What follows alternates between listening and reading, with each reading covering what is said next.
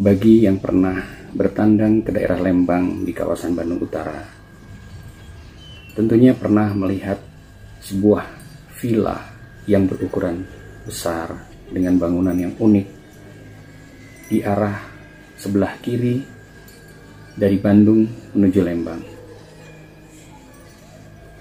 Gedung itu kini telah beralih fungsi menjadi kantor rektorat UPI, Universitas Pendidikan Indonesia. Namun siapa sangka gedung yang indah itu menyimpan banyak kisah misteri yang berkaitan dengan masalah-masalah kekuasaan, ambisi, percintaan, bahkan menurut kabar terkait dengan spionase internasional. Para mahasiswa UPI sering bercerita adanya penampakan di gedung yang bersejarah itu. Agar kita tahu lebih dalam, mari kita ikuti kisah tentang Villa Isola. Tapi sebelum itu, silahkan klik subscribe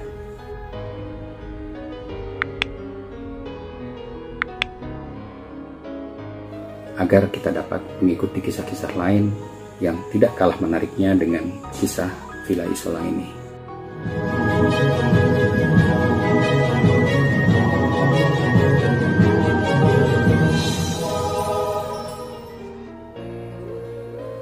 Sebelum kita membahas tentang Villa Isola itu sendiri, ada baiknya kita membahas siapa orang yang mendirikan Villa Isola tersebut.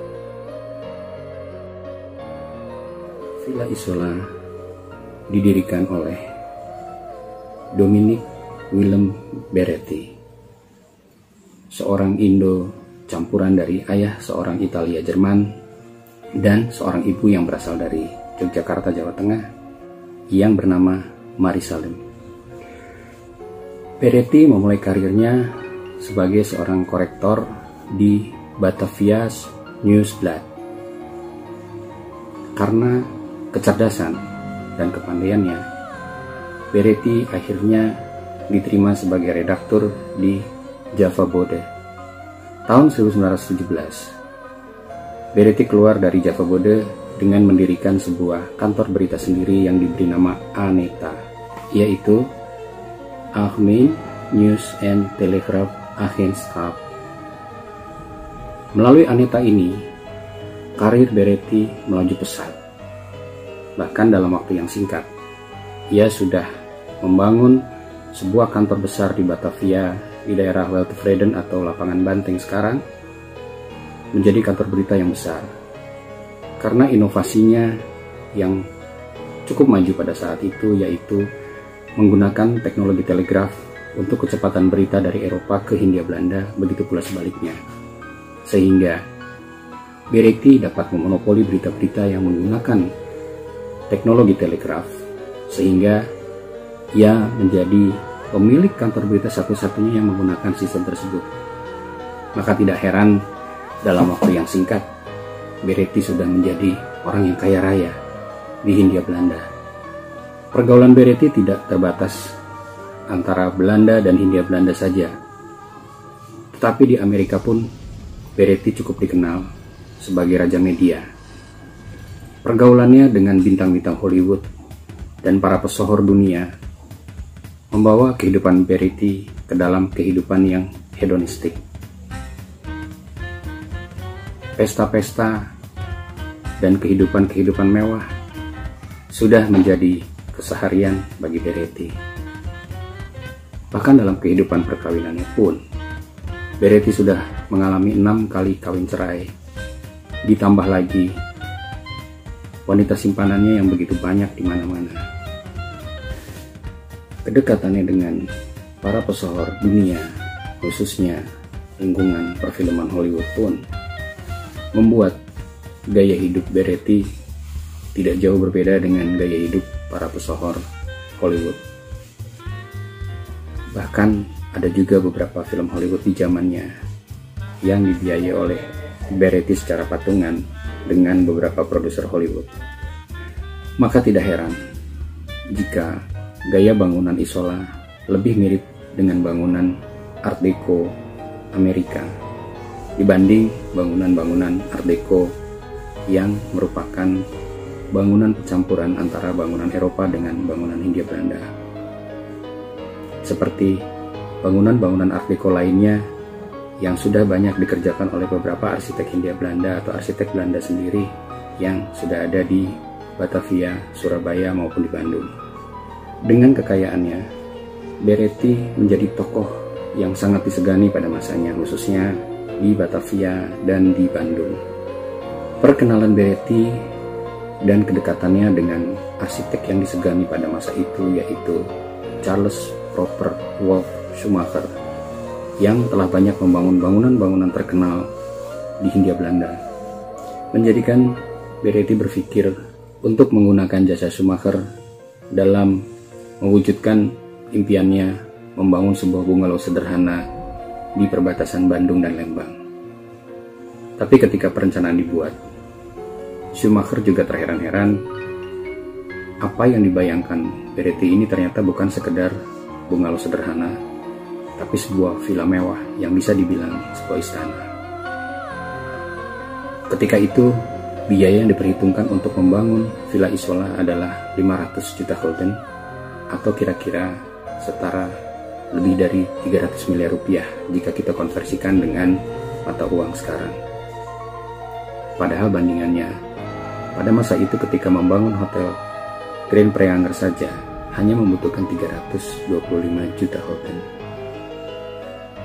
Di bawah AIA atau Algemeen Engineers and Architect, sebuah biro arsitek yang dikenal juga pada masa itu, yang karyanya banyak tersebar di Hindia Belanda. Salah satu karyanya yang terkenal adalah Gedung Kolonial Bank di Surabaya. Beretti sendiri memberikan sebuah konsep kepada Schumacher untuk diterjemahkan menjadi sebuah karya arsitektural, yang konsep itu hingga kini masih terpampang di atas sebuah pintu masuk di ruang tengah Villa Isola, yaitu Mi Solo e Vivo, yang berarti menyendiri dan bertahan hidup. Barangkali ini yang dilakukan oleh Beretti karena menjelang akhir hayatnya, Beretti memiliki banyak musuh akibat dari gaya hidupnya, dan kemudian cara Beretti untuk bertahan dalam bisnisnya pun membangun banyak sekali permusuhan dengan baik mitra kerjanya maupun pemerintah. Mengapa Beretti memilih Schumacher? Selain Schumacher adalah teman yang cukup dekat dengan dirinya, karena memang track record Schumacher tidak dapat dipungkiri, ia adalah seorang arsitek yang hebat. Schumacher dilahirkan di Jawa Tengah, tepatnya di kota Semarang, pada tanggal 25 Juli 1882 dan meninggal di kota Bandung pada tahun 1949. Schumacher memulai karirnya sebagai seorang militer selepas ia bersekolah di Akademi Militer Breda di Belanda. Di kedinasan militer, ia ditunjuk sebagai insinyur militer. Kemudian, ia berkarir di Dinas Pekerjaan Umum yang membawa ia akhirnya ke Hindia Belanda. Pada tahun 1918, ia membuka biro arsitek bersama saudaranya Richard Schumacher. Namun hanya bertahan 6 tahun. Kemudian ia berkarir sebagai dosen di THS atau Technische Hochschule yang kini menjadi Institut Teknologi Bandung atau ITB. Karirnya sebagai seorang dosen terus menanjak, sekaligus banyak karya-karya yang ia bangun di Hindia Belanda. Sebagai seorang arsitek, karirnya terus meningkat pesat. Schumacher juga dikenal sebagai seorang profesor arsitek di Hindia Belanda. Salah satu muridnya adalah mantan Presiden RI pertama, yaitu Insinyur Soekarno. Hubungan Soekarno dan Schumacher sangat dekat. Bahkan ketika Soekarno sudah menjadi presiden, hubungan mereka pun tetap baik. Sebagai seorang bekas mahasiswa kepada bekas dosennya. Soekarno sangat respek dan hormat kepada Schumacher. Schumacherlah arsitek yang banyak berperan, khususnya di kota Bandung, untuk mewujudkan Paris van Java, sehingga Bandung dikenal sebagai laboratorium Art Deco untuk bangunan-bangunan kolonial, hasil campuran antara arsitektural Eropa dengan gaya lokal Hindia Belanda. Rupanya Beretti puas dengan hasil rancangan Schumacher yang sesuai dengan keinginannya. Semua ruangan yang dibuat sesuai dengan fungsinya. Beretti memang seorang yang sangat gila kerja, sehingga kamar kerjanya pun didesain sedemikian rupa sehingga tampak berkelas, nyaman, dan memang mencerminkan seorang yang mempunyai kekuatan, mempunyai kekuasaan, dan kaya raya. Seluruh ruangan diisi dengan karya-karya seniman internasional yang mempunyai reputasi bagus.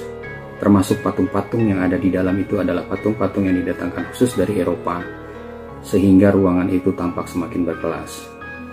Gaya Art Deco memang ditampilkan sangat kuat dalam gedung Isola ini, baik secara eksterior maupun secara interior.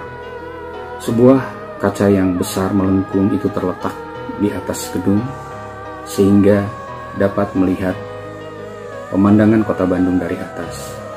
Beretti sendiri menyediakan kamar khusus untuk sekretarisnya, sehingga ia tidak saja bekerja, tapi tinggal di situ sehingga kapanpun dibutuhkan selalu ada.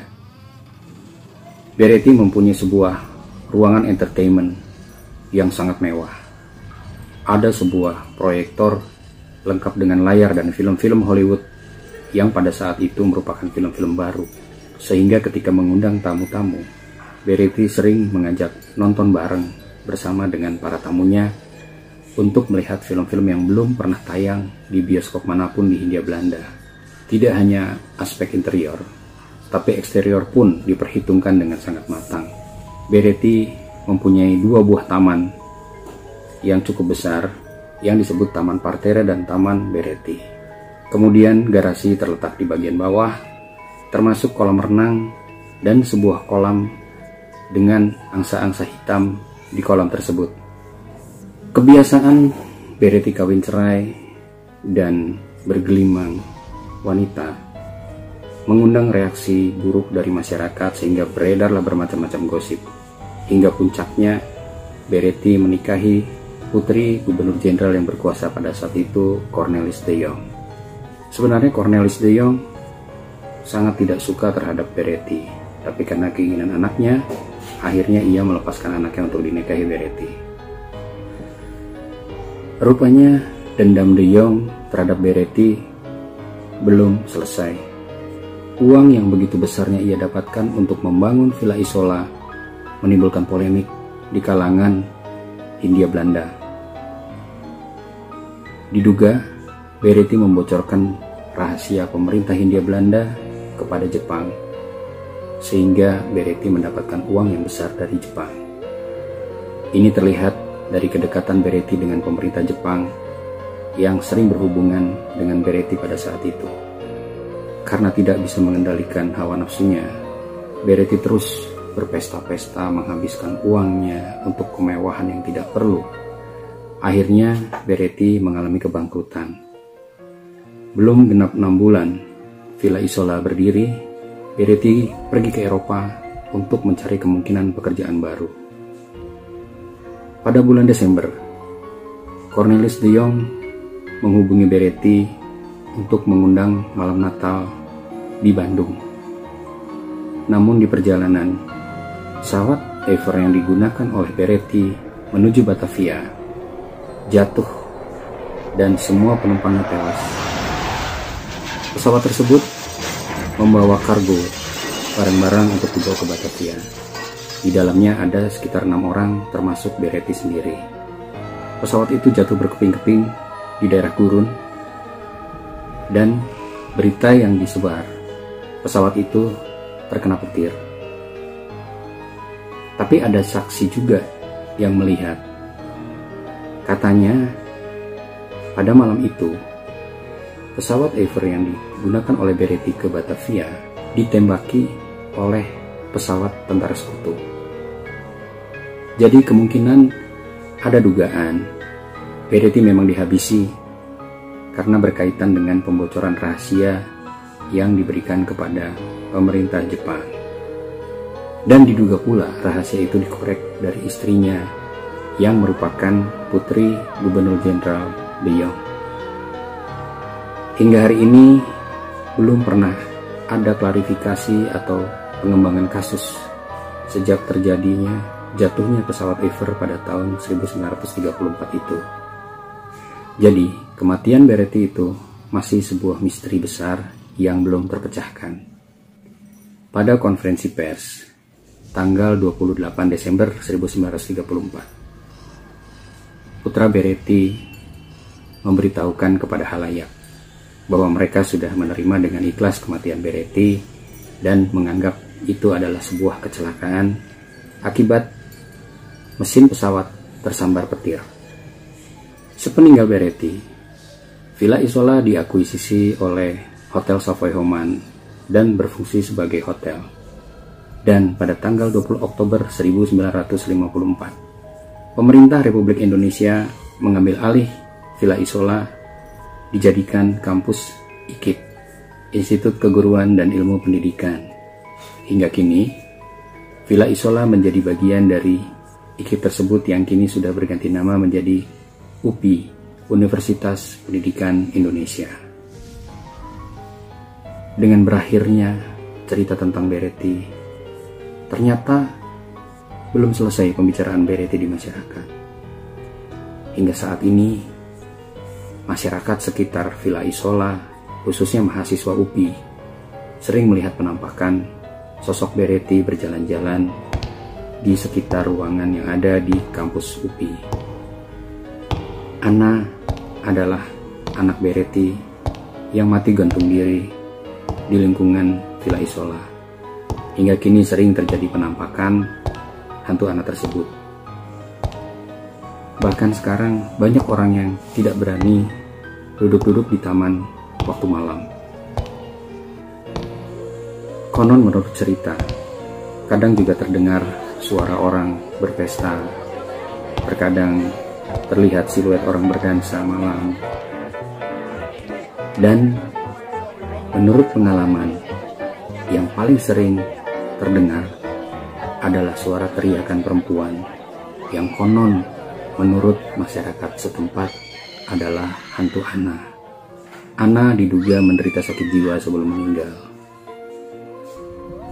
sehingga pada ujung hidupnya yang berakhir tragis, Ana terlihat sering berlari-lari dengan pakaian compang-camping, rambut kusut. Dan penampakan itulah yang masih suka dilihat oleh orang sekitar Villa Isola.